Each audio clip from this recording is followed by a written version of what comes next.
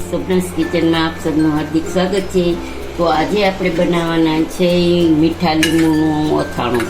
તો વાડીએથી સરસ તાજા લીંબુ આવ્યા હતા, તો 6 લીંબુ હતા મારી પાસે, આવડી સાઈઝના હતા 6, અને એક મેં આ રાખ્યું છે રસ કાઢવા માટે, છેલ્લે જોશે આપણે। તો આવડા નાના નાના કટકા કરી અને મેં એને હળદર ને નિમક જરાક દઈ દીધું છે, અને હવે આપણે એને કુકરમાં એને બાફવા મૂકી દઈ છીએ, અને ઉપર એક છીબી ઢાંકી દઈશું, અને 2 વિસલ કરવાની છે આપણે। અને પછી છે ને આપણે અહીંયા રાઈના કુરિયા, ધાણાના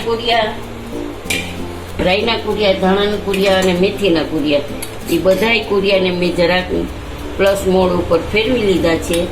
તો એ આપણે પછી જોઈશું ત્યારે બતાવશું। અડધી ચમચી જેટલું નિમક નાખશું,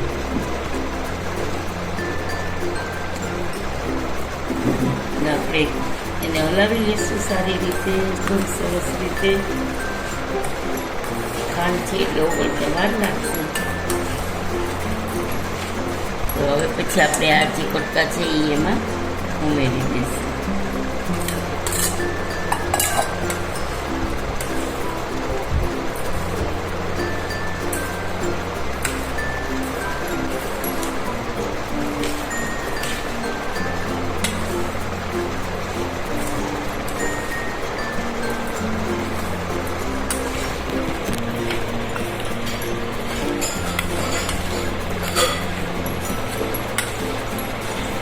પાણીનો ભાગ નહીં રહે ને એટલે જરાય બગડવાની શક્યતા નથી।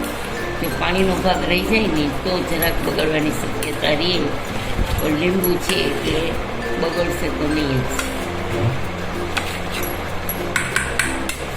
હવે આને આપણે એક દિવસ સામે એમ રાખી દઈશું, એટલે ખાંડ ને ગોળ સવાર થશે તો ઓગળી જશે, એટલે કાલે આપણે 1-2 વાર ચલાવી લઈશું આને।